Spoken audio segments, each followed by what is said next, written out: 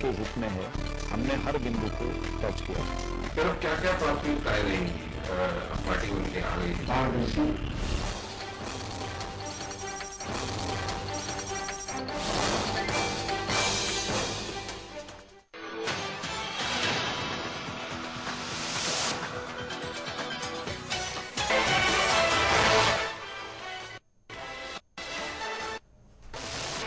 दिल्ली समेत उत्तराखंड में महसूस किए गए भूकंप के झटके। जम्मू कश्मीर में था केंद्र। रिएक्टर पैमाने पर 5.8 आंकी गई तीव्रता।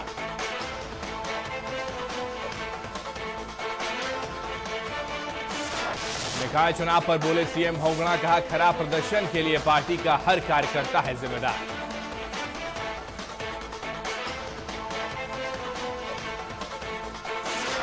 नगर निकाय चुनाव में बीजेपी ने 6 नगर निगमों में से 4 पर जमाया कब्जा। काशीपुर और रुड़की में निर्दलियों की धाक। कांग्रेस का हाथ खाली।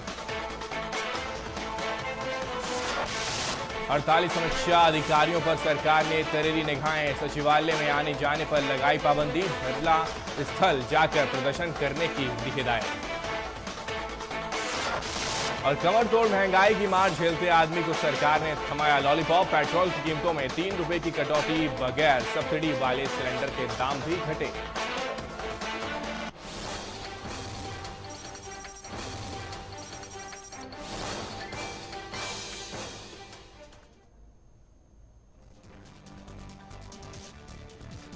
बुलेटिन की शुरुआत करते हैं बड़ी खबर से, जहां पर चुनाव में खराब प्रदर्शन पर सीएम विजय बहुगुणा ने जताया है अफसोस। और खराब प्रदर्शन सभी कार्यकर्ताओं की जिम्मेदारी। उन्होंने कहा है कि सभी कार्यकर्ताओं की ये खराब प्रदर्शन की जिम्मेदारी है।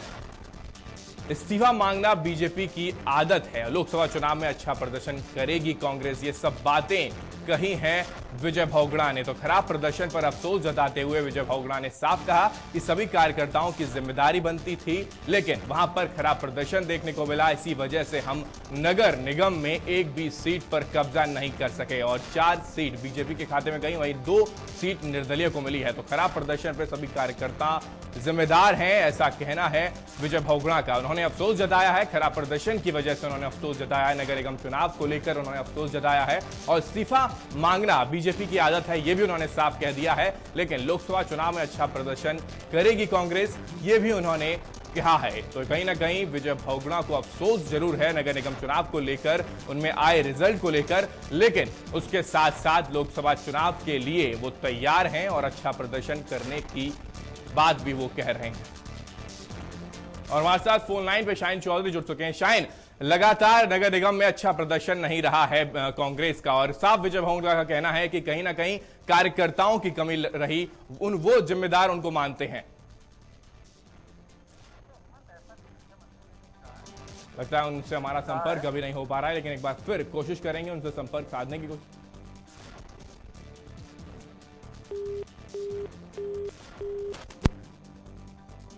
चुनाव में अच्छा प्रदर्शन जरूर करेगी पार्टी, लेकिन फिलहाल कार्यकर्ताओं पर इसकी जिम्मेदारी बनती थी। खराब प्रदर्शन की वजह से सभी कार्यकर्ताओं जिम्मेदार हैं और इस्तीफा मांगना बीजेपी की आदत है, यह भी साफ कहा है सीएम विजय बहुगुणा ने। तो कहीं ना कहीं लोकसभा चुनाव के लिए अब क्या दृश्य देखने को मिलेगा, क्या पिक्चर बनेगी, क्योंकि जो पिक्चर थी वो साफ हो चुकी है।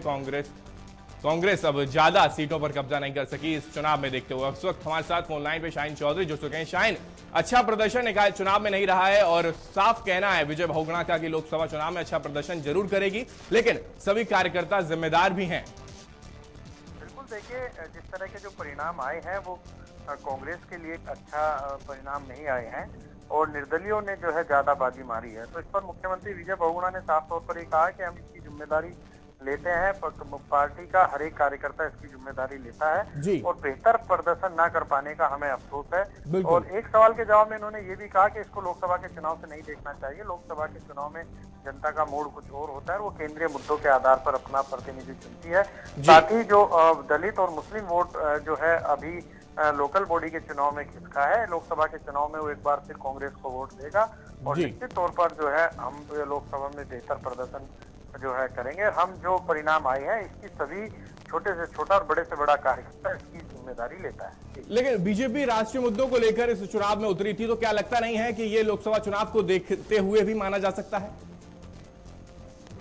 देखिए, ये बात सही है कि बीजेपी जो है राष्ट्रीय मुद्दों को लेकर जो है चुनाव लड़ रही थी, और उन्होंने उनके हर बड़े नेता ने प्रेस कॉन्फ्रेंस कर जी इन बातों की दुहाई भी मीडिया के सामने दी थी। बिल्कुल। मगर आप यदि चुनाव का परिणाम देखें तो हेमंत, जी जो परिणाम आए हैं उसमें निर्दलियों का कब्जा ज्यादा रहा है। बिल्कुल और बिल्कुल। बीजेपी कांग्रेस जो है वो लगभग बराबर, बीजेपी और निर्दलीय जो है वो बराबर रहे हैं। कहीं ना कहीं एक दो सीट जो है पाकर कांग्रेस सबसे तीसरे नंबर पर बिल्कुल सही। रही है। लेकिन नगर निगम की अगर बात की जाए तो कांग्रेस ने वहां पर बिल्कुल भी कब्जा नहीं किया। 6 सीट हैं जहां पर 4 बीजेपी के खाते में गई, 2 निर्दलियों को मिली है। तो कांग्रेस कहां है?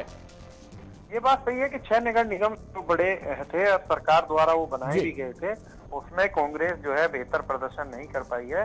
और ये बात सही है कि 4 में बीजेपी और 2 में निर्दलियों ने कब्जा अपना जमाया। बिल्कुल। बीजेपी कांग्रेस उसमें पूरी तरह से साफ हो गई है, और उसी का ही परिणाम है कि आज मुख्यमंत्री ने अपना बयान दिया है, और इस प्रदर्शन की जिम्मेदारी खुद लेते हुए और साथ ही प्रत्येक कार्यकर्ताओं को इसकी जिम्मेदारी लेनी चाहिए, ऐसी बात उन्होंने कही। जी बिल्कुल। निर्दलियों के खाते में ज्यादा सीटें आई हैं, ये बात भी वहां देखने को मिली। लेकिन अब लोकसभा चुनाव को देखते हुए क्या तैयारी है? दोनों पार्टियां को तैयार होना पड़ेगा या फिर कांग्रेस के लिए परेशानी है?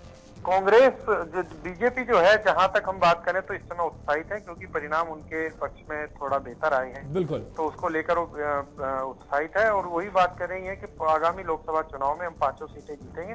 मगर कांग्रेस जो है वो अपनी अलग जो है दे रही है, और उनका साफ तौर पर ये कहना है कि लोकसभा के चुनाव जो है वो राष्ट्रीय मुद्दों के आधार पर होते हैं, बिल्कुल। कि वोट देने का नजरिया कुछ और होता है।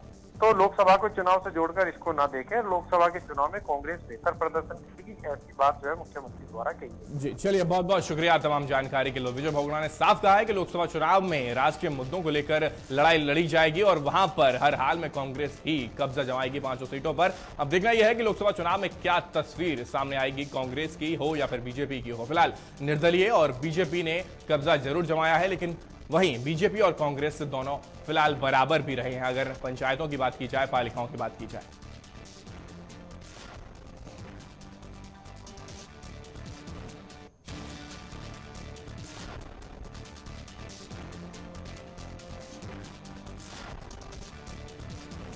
और दिल्ली समेत उत्तर भारत में आज भूकंप के झटके महसूस किए गए। उत्तराखंड में भी लोगों ने भूकंप के झटके महसूस किए। रिएक्टर स्केल पर भूकंप की तीव्रता 5.8 आंकी गई। इसके अलावा हिमाचल, पंजाब और यूपी के लोगों ने भी भूकंप के झटकों का एहसास किया। भूकंप का केंद्र जम्मू कश्मीर था। इस जलजले को उत्तर भारत के अलावा पाकिस्तान में भी महसूस किया गया है। हालांकि अभी तक इस भूकंप से जान माल के किसी तरह के नुकसान की कोई खबर नहीं आई है।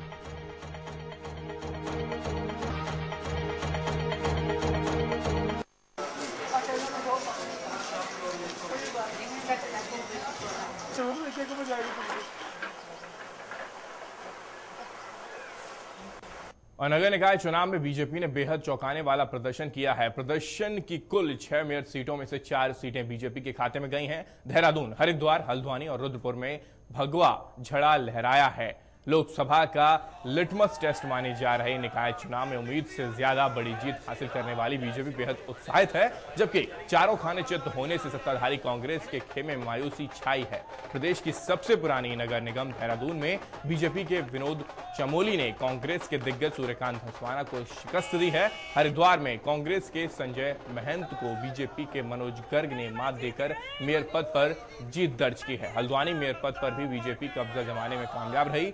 यहां बीजेपी उम्मीदवार जोगिंद्र सिंह रौतेला ने कांग्रेस उम्मीदवार हेमंत बगड़वाल को हराया। रुद्रपुर मेयर पद भी बीजेपी के खाते में आया है। बीजेपी उम्मीदवार सोनी कोहली ने कांग्रेस की ममता रानी को पटकनी कर मेयर की चेयर पर कब्जा जमाया।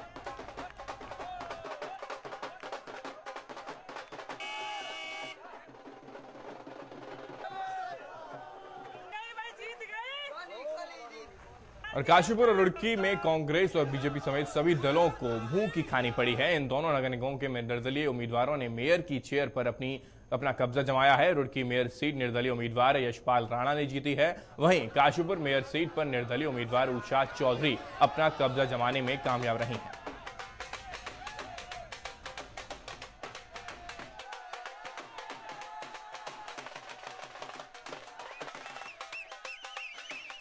और लालकुआं नगर पंचायत अध्यक्ष पद पर कांग्रेस से बागी हुए निर्दलीय उम्मीदवार रामबाबू शर्मा ने जोरदार जीत दर्ज की है। रामबाबू की जीत पर उनके समर्थकों में बेहद उत्साह है। हमारे संवाददाता उमेश पंत ने रामबाबू शर्मा से की खास बातचीत।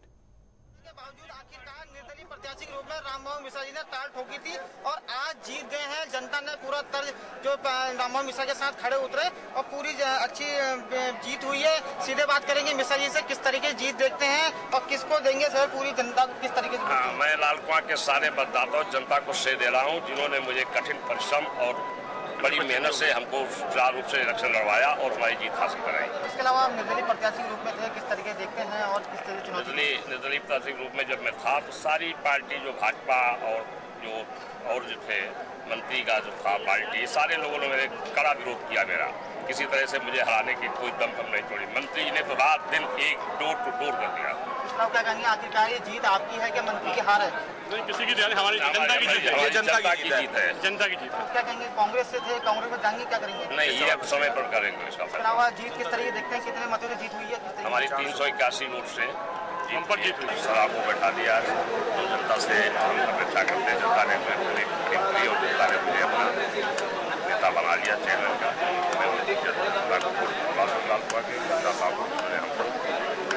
नाम अच्छा लगे। क्या कहते हैं आप, किस तरीके विकास कार्य तेजी में होगा? और विकास का इसके अलावा बात करें, आप कांग्रेस खेमे के थे, टिकट नहीं मिला, आप लड़ गए, तो क्या कहेंगे कि जीत आखिरकार पार्टी से नहीं तो निर्दलीय लड़ गए? इस समय पर आने में बताएंगे क्या हमें करना है, कौन सा कदम आगे उठाना है। निर्दलीय जीते क्या पार्टी में रहेंगे या पार्टी चल जाएंगे? ये समय पर बताएंगे, अभी तो मैं निर्दलीय जीता हूँ। इसके अलावा बात करें कि मंत्री के खेमे के थे, बीजेपी के थे, कैलाश पंजी कांग्रेस के थे। हाँ, सारे ने हमारा विरोध किया। हमें एकजुट सारे लोग खड़ाने में लगे थे। जनता ने मुझे विजयी दिलाई। जनता हमारे सही हमारे साथ दिया। जनता के लिए क्या संदेश है लालपुर? जनता के संदेश में संसार का विकास करूँगा, जनता की भावनाओं में खड़ा करूँगा, जनता को लालपुर की जनता मतदाताओं को। और निकाय चुनाव के नतीजों से कहीं खुशी है तो कहीं गम। राज्य के सबसे पुराने नगर निगम देहरादून पर बीजेपी ने एक बार फिर से कब्जा जमा लिया है। चमोली की जीत से जहां बीजेपी खेमे में खुशी है, वहीं दूसरे नंबर पर रही सूर्यकांत धस्माना हार से खासे निराश हैं। कांग्रेस अब हार पर मंथन की बात कह रही है। राज्य के पहले और सबसे बड़े नगर निगम पर बीजेपी ने एक बार फिर बाजी मार ली। बीजेपी ने यहां भारी अंतर से जीत दर्ज की। काउंटिंग से पहले बीजेपी के साथ साथ कांग्रेस और बीएसपी ने भी जीत की ताल ठोकी थी, लेकिन दोनों को हार का मुंह देखना पड़ा। एक बार फिर नगर निगम पर कमल खिला तो नेताओं के चेहरे भी खिल गए। तो मेरे जीवन का चौथा चुनाव था और यहाँ की जनता के आशीर्वाद से, कार्यकर्ताओं के आशीर्वाद से मैं चौथी बार लगातार जीता हूँ। ये चुनाव थोड़ा टफ चुनाव था मेरी दृष्टि में, क्योंकि पूरी सरकार चुनाव मैदान में थी और विजय बहुगुणा की टारगेटेड ये अपना नगर निगम था। जो उनके पुत्र यहाँ से पिछले उपचुनाव को हारे थे, तो कहीं ना कहीं उन्होंने टारगेट किया हुआ था किसी भी तरह हम देहरादून नगर निगम को हथियाएं और उसके बाद उनके बेटे का लोकसभा का रास्ता खुले। लेकिन आज जनता ने उनको आईना दिखाया है। विकास के नाम पर वोट मांगने वाली कांग्रेस ने यहाँ जीत दर्ज करने की हर मुमकिन कोशिश की। पार्टी के कद्दावर नेता सूर्यकांत धस्माना को यहां से चुनावी मैदान में उतारा गया।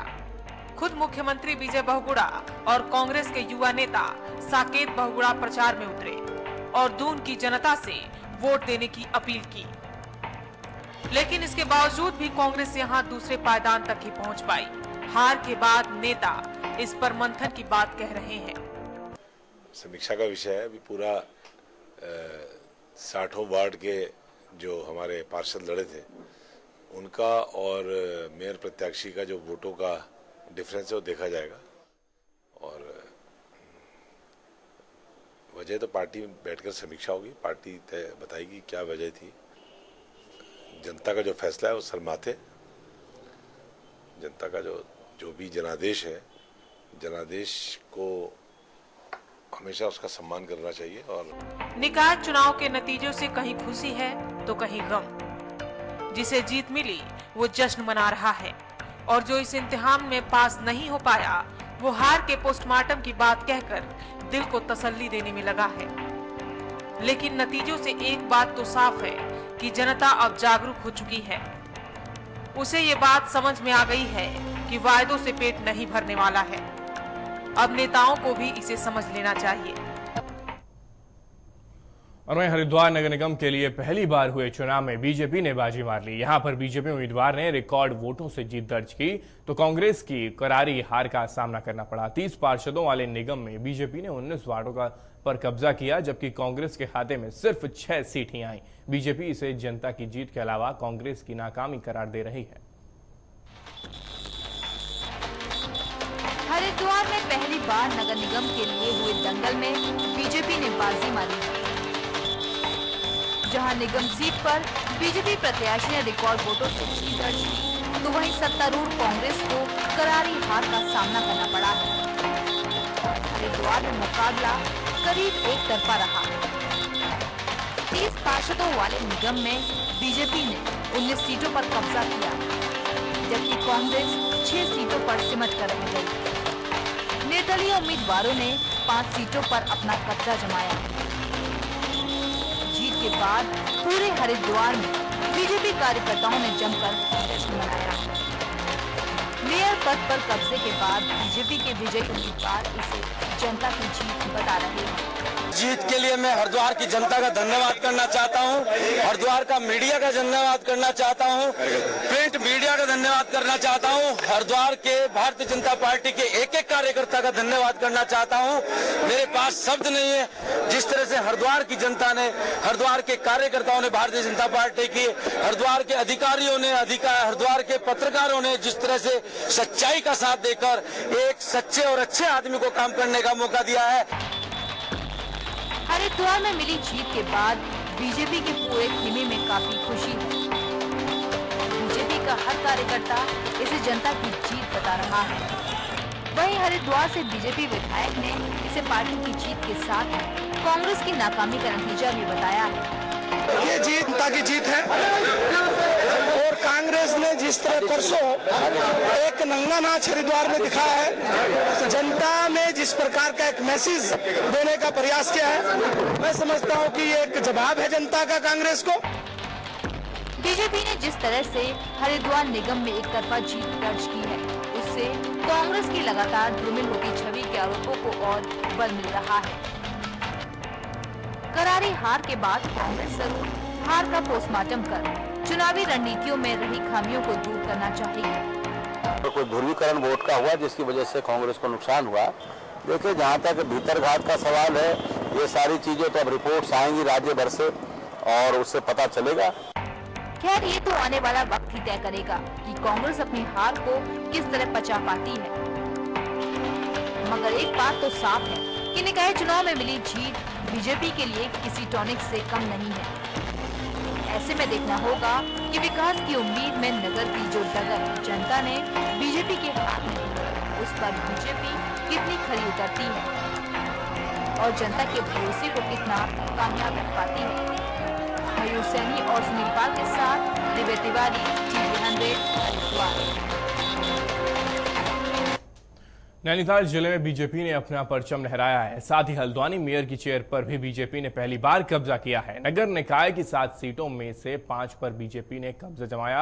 भवाली नगर पालिका और कालाडूंगी भीमताल नगर पंचायत में भी कमल खिला है।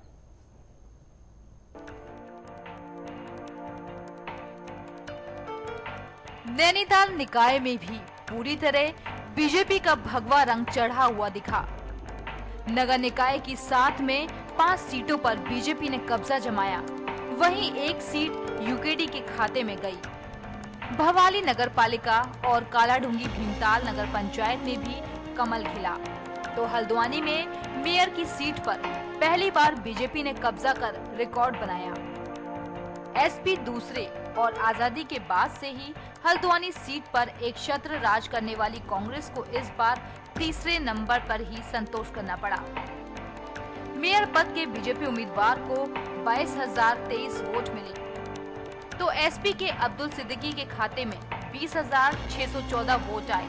जीत के बाद बीजेपी प्रत्याशी और पहली बार मेयर की चेयर पर कब्जा करने वाले जोगेंद्र रौतेला ने इसे जनता की जीत बताया। इस हल्द्वानी नगर निगम की जनता का पड़ोसी जो सीमावर्ती गांव ग्रामीण क्षेत्र है उनका, हमारे वरिष्ठ भाजपाई, कनिष्ठ भाजपाई, मेरे सहयोगी भाजपाई, मेरे अपने कांडधाम क्षेत्र का, मेरे स्वर्गीय पिता का, मेरी माता का, समस्त मेरे परिवार का, समस्त इस पूरे नगर के परिवारों का मैं शुक्रगुजार हूं। और मेरी जहां तक प्राथमिकताओं की बात है, एक सुंदर स्वच्छ निर्मल शहर की मैंने कल्पना करी है, उसी को साकार करना चाहूंगा। हल्द्वानी मेयर पद पर कब्जा जमाने के लिए बीजेपी को काफी जद्दोजहद करनी पड़ी। काउंटिंग शुरू होते ही एसपी प्रत्याशी अब्दुल सिद्दीकी की शिकायत पर दोबारा काउंटिंग करनी पड़ी। हालांकि दोबारा काउंटिंग के बाद भी नतीजों पर कोई खास फर्क नहीं पड़ा। ऐसा आपको विदित है कि आज जैसे मतगणना के परिणाम आने थे, आज सुबह से मतगणना प्रारंभ की गई, तो जब एक बार मतगणना पूर्ण हुई तो अब्दुल मतीन सिद्दीकी जी जो समाजवादी पार्टी से लड़ रहे हैं, उन्होंने अपनी शंका जाहिर की। तो उनकी शंका ये थी कि एक बार पुनर्गणना कर ली जाए, तो पुनर्गणना की गई। निकाय चुनाव में हुई फजीयत पर कांग्रेस फिलहाल खामोशी दिखाई पड़ रही है और कांग्रेस की खामोशी की वजह भी है। आम चुनाव करीब है। बीजेपी निकाय चुनाव में मिली जीत को आम चुनाव से जोड़ रही है, तो वहीं कांग्रेस निकाय को किसी बुरे वक्त की तरह भूलना चाहेगी और आम चुनाव में कुछ खास करने की कोशिश करेगी। चुनाव में जनता का भरोसा खो चुकी कांग्रेस हर हाल में जनता का भरोसा जीतने की कोशिश करेगी, तो वहीं बीजेपी के सामने जनता के भरोसे पर खरा उतरना सबसे बड़ी चुनौती होगी। गौरव गुप्ता के साथ दिव्य तिवारी, टीवी 100 हल्द्वानी। और उत्तराखंड सचिवालय के समीक्षा कर्मचारियों की हड़ताल पर सरकार ने नजरें तरेड़ते हुए हड़ताली कर्मचारियों के सचिवालय में आने पर पाबंदी लगा दी है। पुलिस ने हड़तालियों पर कार्रवाई करते हुए धरना स्थल पर जाकर प्रदर्शन करने की हिदायत दी है। गौरतलब है कि समीक्षा अधिकारी एरियर का भुगतान, ग्रेड पे समेत कुल 7 मांगों को लेकर अड़े हुए हैं, लेकिन सरकार उनसे बातचीत तक करने को तैयार नहीं है। ये हाल उस सचिवालय के अधिकारियों का है जहाँ ये सरकार की सारी योजनाएं बनती हैं। ऐसे में आप खुद ही सोचिए कि राज्य की जनता का कितना ख्याल रखा जाता है। पुलिस ने सचिवालय के हड़ताली समीक्षा अधिकारियों पर सख्ती बरतते हुए उन्हें सचिवालय से बाहर निकाल दिया है, जिससे हड़तालियों का गुस्सा भड़क गया है। सरकार के इस रवैये से नाराज होकर समीक्षा अधिकारियों ने अपना आंदोलन उग्र कर दिया। कम से कम 20-25 दिन पहले नोटिस दे दिया था। 8 तारीख को हमारा जो है एक दिन का सामूहिक अवकाश का कार्यक्रम था और उसके बाद 10 तारीख से हम लोग अनवरत रूप से कायर बहिष्कार पर बैठे हैं अपनी 7 सूत्री मांगों को लेकर के। और पेट्रोल की कीमतों में 3 रुपए की कटौती और बगैर सब्सिडी वाला सिलेंडर 54 रुपए सस्ता होने की खबर से आम आदमी को राहत मिली है। कीमतें आधी रात से लागू हो चुकी हैं। मार्च के बाद पेट्रोल की कीमतों में ये चौथी कटौती है। पिछले 5 सालों की बात करें तो पेट्रोल के दाम में ये एक मुश्त सबसे बड़ी कटौती हुई है। सोमवार को देहरादून में पेट्रोल के दाम 69 रुपए 6 पैसे प्रति लीटर थे। कीमतों में 3 रुपए की कटौती है के ऐलान के बाद वैट समेत ये कटौती 3 रुपए 14 पैसे होती है। इस कटौती के बाद अब देहरादून में पेट्रोल की कीमत 65 रुपए 92 पैसे प्रति लीटर हो गई है।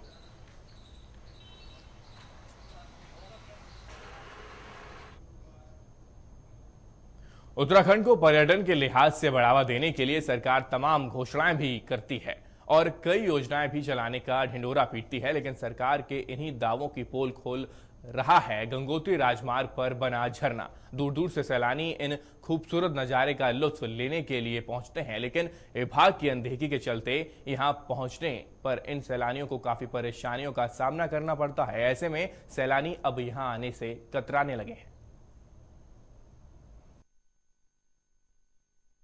खूबसूरती से नवाजा है। ऊंची पहाड़ियाँ, घास की मखमली वादियाँ, झील और कलकल बहते झरने इस खूबसूरती में 4 चांद लगाते हैं। ये नज़ारे सैलानियों को बरबस ही अपनी ओर खींच लेते हैं।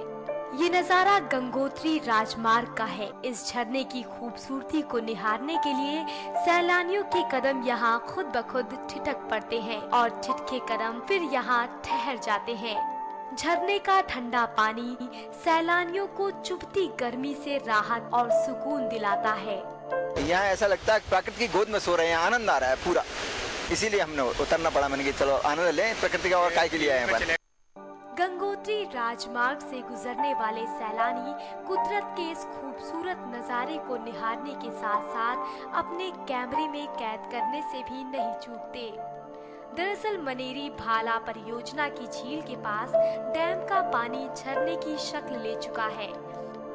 बगैर किसी सरकारी योजना के ये सैर सपाटे की जगह बन चुका है, जो यहाँ से गुजरने वालों को लुभाने में कोई कसर नहीं छोड़ रहा। प्लेन की गर्मी को देखते हुए यहाँ का जो वातावरण है, पहाड़ी झरने हैं और प्रकृति है, उसको देखकर बहुत अच्छा और बहुत सुंदर लग रहा है। आदमी चलती हुई गाड़ी से उतरने को मजबूर हो जाता है। बहुत अच्छा और बहुत सुंदर वातावरण है यहाँ का। मनेरी भाला परियोजना के नजदीक मौजूद ये झरना अपनी खूबसूरती की वजह से खुद ब खुद सैलानियों का ठिकाना बन चुका है। प्रदेश में ऐसी न जाने कितनी जगह हैं जो सामने होते हुए भी नजरों से ओझल हैं। जरूरत इस बात की है कि पर्यटन विभाग उन जगहों को अपनी योजनाओं में शामिल करे ताकि प्रदेश में आने वाले सैलानियों की तादाद में इजाफा हो और लोगों को रोजगार का मौका मिलने के साथ साथ राज्य की आमदनी भी बढ़ सके। गिरीश गैरोला। और इसी के साथ उत्तराखंड लाइव में इतना ही, लेकिन देश और प्रदेश की तमाम खबरों के लिए आप देखते रहिए TV 100। नमस्कार।